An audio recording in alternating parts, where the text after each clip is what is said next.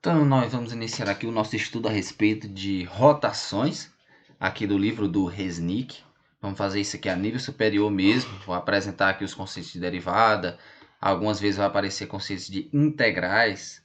Depois eu mostro aí para vocês. E esse resumo, ele sempre vem após o final de cada capítulo aí do livro do Resnick. Então, eu recomendo que antes de fazer as questões, vocês deem uma lida aqui.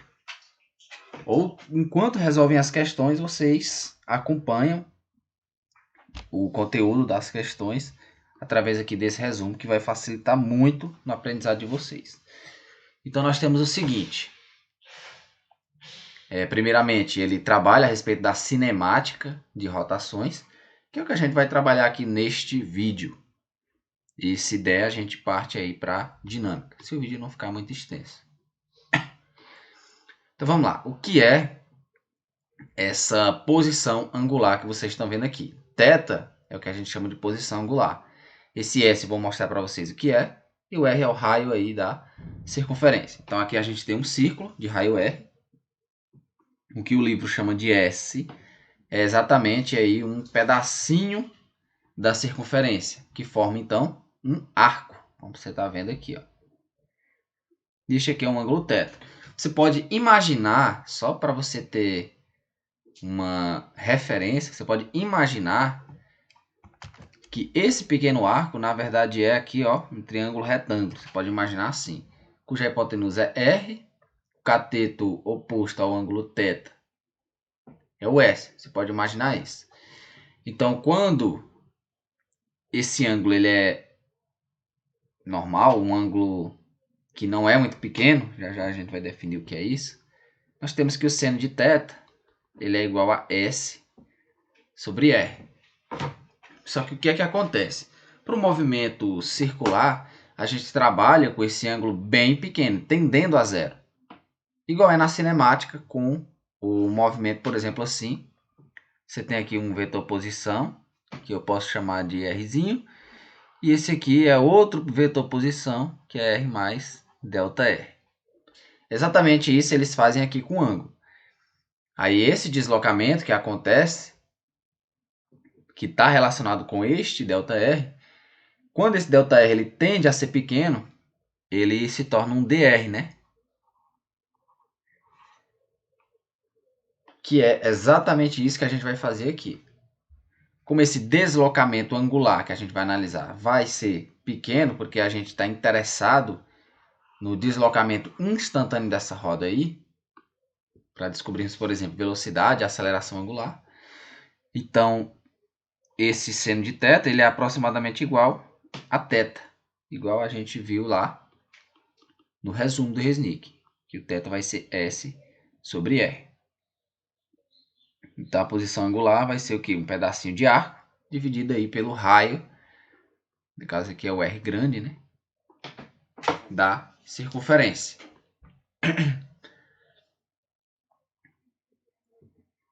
O próprio livro diz que S é um arco de circunferência de raio R e ângulo θ. Aí nós temos aqui uma transformação que vai aparecer muito. Por exemplo, uma revolução. Ela equivale a 360 graus. O que é uma revolução? É quando você parte de um ponto inicial, dá aqui essa volta completa e retorna ao mesmo ponto. Isso é o que chamamos de revolução. Então, uma revolução, que é os 360 graus de uma circunferência, para você transformar em radianos, basta aí colocar 2π. Então, a cada revolução, nós temos 2π radianos. Logo, se, por exemplo, uma questão falar que a variação angular equivale aí a, por exemplo, 300 radianos, aliás, 300 revoluções, né? Para converter, você transforma essa revolução em 2π rádio. Então, o nosso Δθ seria, então, ó, 300 vezes 2π radianos. Aí você teria que multiplicar aqui, não vamos fazer agora que não interessa.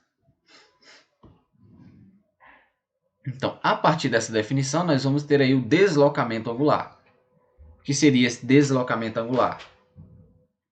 Notem que nós temos um θ inicial, ó, esse aqui é o nosso θ de referência, por exemplo. É isso que o livro chama. Nós temos a posição angular inicial, que eu posso chamar de θ0. E depois de um certo tempo t, ocorre, por exemplo, aqui, que essa partícula ela está numa posição aqui, ó, que é θ0. Claro, tem uma coisa que a gente tem que lembrar. Vai ter, ó, uma linha de referência. Essa linha de referência é a linha a qual nós vamos traçar o ângulo. Então, ó, é como se nossa partícula estivesse inicialmente aqui, tá vendo? Ó? A partir da linha de referência tem um ângulo θ0 e depois ela se deslocasse na circunferência para cá. Tá vendo, ó? Isso aqui é um θ final. Houve um deslocamento a partir da nossa linha de referência. Então aqui nós temos o θ final. Então a variação, a mudança de ângulo θ é θ final menos θ inicial. Assim como é na cinemática convencional, que nós temos a variação do espaço, S final, menos S inicial. Conseguimos demonstrar essa equação aqui, para θ, a partir da definição de θ.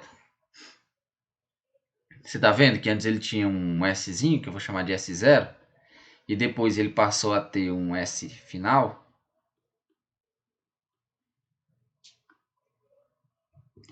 Então, ó, a partir daqui, nós temos que o S é Rθ, né? Então, o S inicial é Rθ inicial, o S final é Rθ final.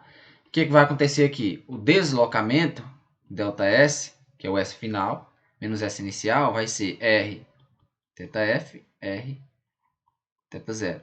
Então, nosso ΔS é Rθf menos θ0. Então, eu passo o R dividindo. Então, ó, θf menos θ0 é ΔS sobre R. Logo, a gente vê que isso aqui se trata do Δθ, né? Que é a variação aí do deslocamento angular. Que pode ser definido também como a variação da posição linear, isso é o que a gente chama aqui, dividido por R. Então já entendemos o que é a posição angular, entendemos do que se trata essa revolução, que é uma volta, e o deslocamento. Junto ao deslocamento angular, nós temos aqui uma velocidade angular. Se vocês prestarem atenção, tudo o que acontece aqui na cinemática angular vai acontecer na cinemática escalar também, cinemática linear. Nós temos por definição que Δθ é θ final menos θ inicial. Então, se eu definir a velocidade angular como sendo a taxa a qual o ângulo varia ao longo do tempo, isso que a gente chama de média, né? Então vai ser aqui, ó, θ final menos θ inicial dividido por ΔT. Isso nada mais é do que, ó, θf sobre ΔT é ômega-f menos ômega-0. Curioso, né? É a mesma coisa. É a mesma coisa do que a cinemática. Claro, isso aqui foi só para ilustrar, tá? Considera só essa definição aqui para velocidade angular média. Para a velocidade angular instantânea, nós temos o limite para ΔT tendendo a zero de Δθ sobre ΔT. Ou seja, as variações angulares são bem pequenas comparados a essa aqui, por exemplo. Ó. Então, o nosso Δθ seria mais ou menos assim, uma variação minúscula, o que resultaria numa derivada, né? dθ dt. Então, o nosso ômega instantâneo, dθ dt, é a taxa de variação aí da posição angular. Consequentemente, a partir daqui, nós podemos definir uma aceleração angular como sendo também a taxa de variação da velocidade angular. Isso daria uma taxa de variação de segunda ordem da posição. Então, novamente, nós teríamos uma representação a partir das derivadas para outra grandeza rotacional. Então, para as grandezas rotacionais que a gente tem, vou até anotar aqui para não esquecer, θ, que é a posição angular, nós temos ômega, que é a velocidade angular, e por fim, alfa, que é a aceleração angular. Lembrando que o ômega é dθ dt e o alfa é dômega dt. Então, a partir, por exemplo, dessa equação aqui de alfa, nós chegamos aí na equação horária para cinemática rotacional. Vamos ver como? Aqui eu posso fazer meio pelos extremos, dômega dá alfa dt. Quando eu integrar aqui, de ômega 0 a ômega f, e aqui de t0 a tf, nós vamos obter o seguinte. Para uma aceleração angular constante, ômega f menos ômega 0 é alfa vezes tf menos t0. Isso aqui a gente chama de ΔT. Então, nós vamos ter que um ômega f é ômega 0 mais alfa ΔT. Tá vendo? Essa é a equação da velocidade angular. Olha como ela é parecida com a equação horária da velocidade linear. Tá vendo? O A seria o alfa, o V0 seria ômega 0 e o V seria o ômega E.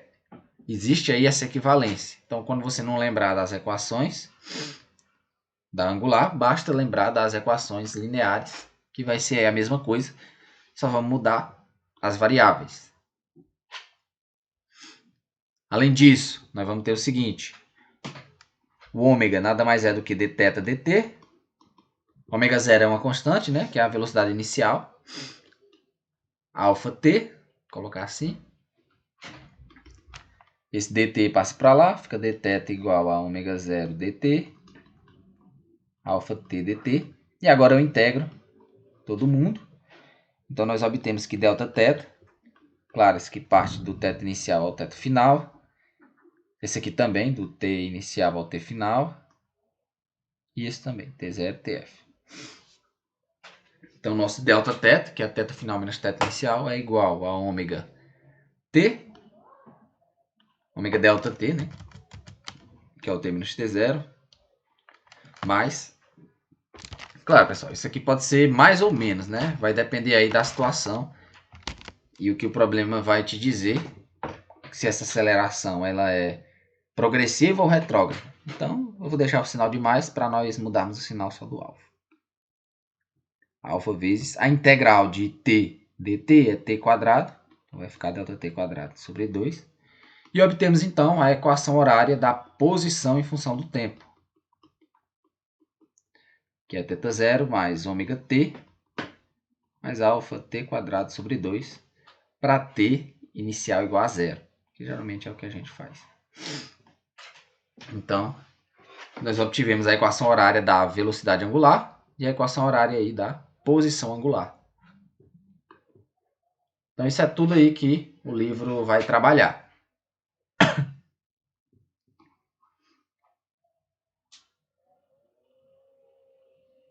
Aí aqui nós temos algumas relações entre variáveis lineares e angulares, que foi o que a gente viu antes, né? Eu mostrei para vocês aqui a relação, pelo menos uma delas, né? Que é isso daqui. E agora o livro ele trabalha a respeito dessas relações. Ó. Vamos ver aqui separadamente. O S ficou como sendo θ vezes R. Esse R é constante. A única coisa que varia aqui é o ângulo e o valor de S. Então vamos tomar a derivada dos dois lados para ver o que acontece. Vamos botar ddt aqui e ddt aqui. Vamos ver o que acontece. Como R é constante, ele sai para fora aqui dessa derivada. Então fica aqui ds dt é igual a R dθ dt. Mas quem é dθ dt, que a gente definiu, é o ômega. Consequentemente, ó, o ds/dt, que é a taxa de variação aqui desse arco ao longo do tempo, vai dar a nossa velocidade linear. Então, nós temos que V, que é a velocidade linear, é r vezes ômega. Então, para o movimento circular, nós temos essa relação aqui para a velocidade e a velocidade angular. E o que é que vai acontecer com a aceleração? Vamos derivar também dos dois lados. dv dt, r vezes dômega dt. Consequentemente, a gente vê que isso aqui é a aceleração linear e isso aqui é a aceleração angular. Então, a aceleração linear é r vezes alfa.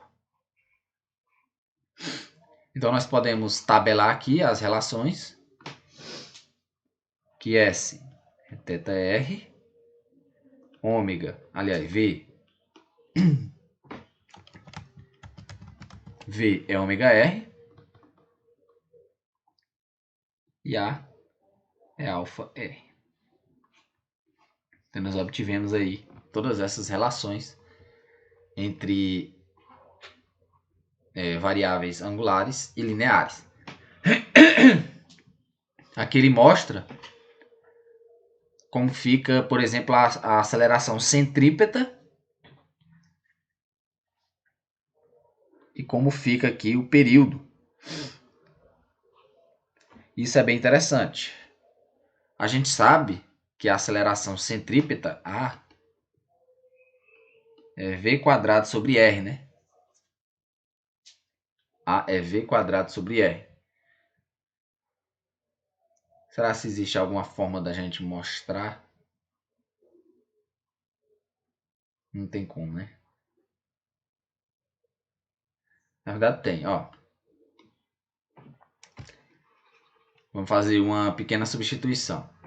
A gente viu que alfa ele é igual a ômega vezes r, né? Quer ver aqui, ó? Vamos dar uma olhadinha aqui rapidinho. Não, por definição, alfa é d ômega dt.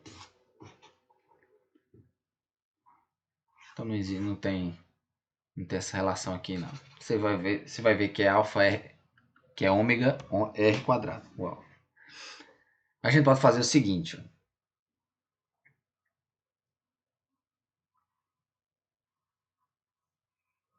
Como é que eu posso fazer isso? Acho que não dá para fazer uma relação direta aqui para deixar tudo legal.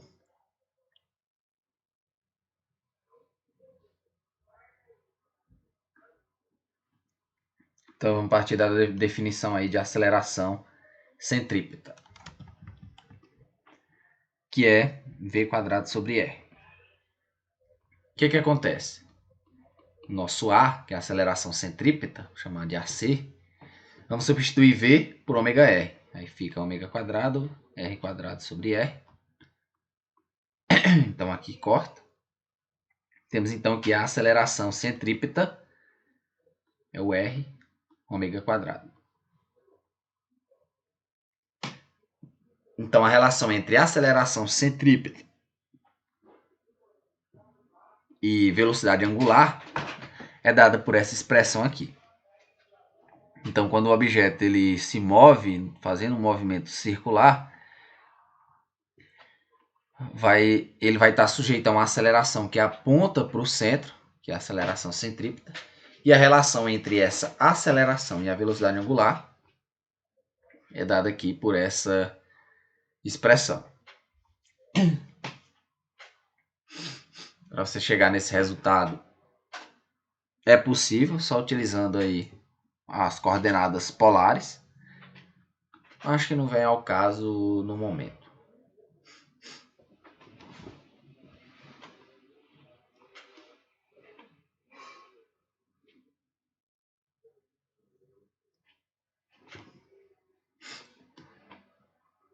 O período a gente também pode definir, ó. A gente viu no ensino médio que a velocidade linear, né, é ΔS sobre ΔT.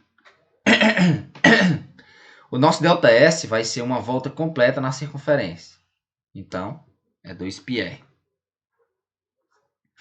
E o tempo que demora para ela fazer essa volta completa, nós chamamos de t grande, que é o período.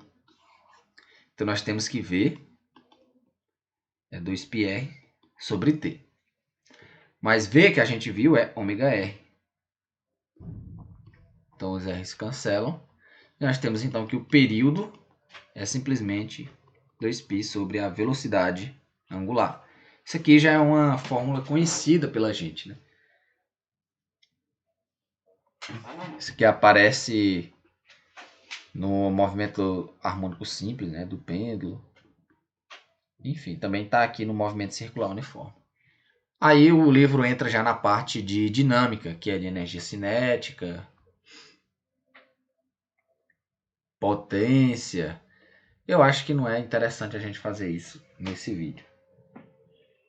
Então é isso aí. Se você conseguiu compreender o que a gente fez aqui, deixe seu gostei aí. Siga o canal, que vai ter muitos vídeos a respeito de aulas expositivas sobre assuntos de nível superior. E é isso, pessoal. Para o final aqui do vídeo, eu vou fazer a demonstração de como seria uma equação de Torricelli para o movimento circular uniforme. Para o movimento circular aí das rotações. Vamos pegar aqui alfa igual a d ômega dt, para a gente ver uma coisa. Vamos ver o seguinte antes, ó. O ômega, ele depende de θ, né? Você está vendo aqui, Δθ sobre ΔT, dθ dt. Então, e além disso, ele depende de t, como você está vendo aqui. Então, ó, nosso ômega, na verdade, depende de θ e t. Então, quando eu tomo a derivada de ômega dt, vai aparecer aqui uma regra da cadeia. De ômega dθ, dθ dt. Dθ dt é o próprio ômega. Então, fica de ômega dθ vezes ômega. Então, ó, isso aqui é a nossa aceleração angular, que é a d ômega dθ vezes ômega. Então, eu posso passar esse dθ para lá. Aí fica aqui d ômega, ômega d ômega, alfa dθ. E agora eu integro dos dois lados. Aqui vai aparecer um ômega quadrado. Se eu partir de ômega 0 até ômega f e θ0 até θf, levantei isso aqui, que é igual a alfa vezes θf menos θ0. Esse é o nosso Δθ. Esse 2 passa para lá multiplicando, então ômega f quadrado, ômega 0 quadrado é 2 alfa Δθ. Então aparece aqui a equação de Torricelli para o movimento angular, movimento circulatório ou rotações. Uma outra fórmula que aparece, vocês vão ver aqui. Ó, aqui eu vou mostrar outra relação também. Isso aqui é quando você não depende do tempo. E a partir daqui nós temos essa outra relação. Vou passar o 2 para lá, né? Então vamos fazer a partir dessa equação aqui, ó. Isso aqui é um produto notável. Então podemos colocar como sendo assim, ó.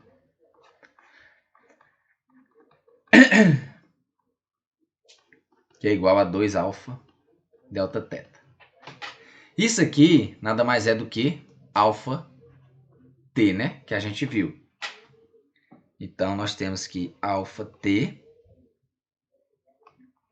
ômega f mais ômega 0 é igual a 2 alfa Δθ. O alfa cancela.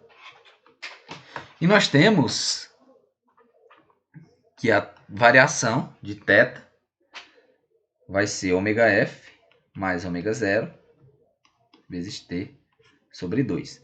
Isso aqui a gente chama de ômega médio.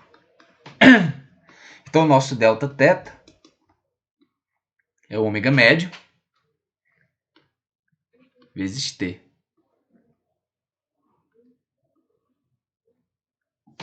Tá vendo? Então, algumas questões que você tiver ômega final, ômega inicial e o tempo e não te der a aceleração, ao invés de você estar procurando a aceleração usando a equação horária e tal, basta aplicar nessa relação aqui, que só serve, claro, para aceleração constante. E aí você obtém o valor para a variação angular. Então aqui é a variação angular sem depender da aceleração angular. E aqui nós temos a variação da velocidade angular sem depender do tempo. Bacana, né? Então é isso aí. Vamos encerrar o vídeo agora.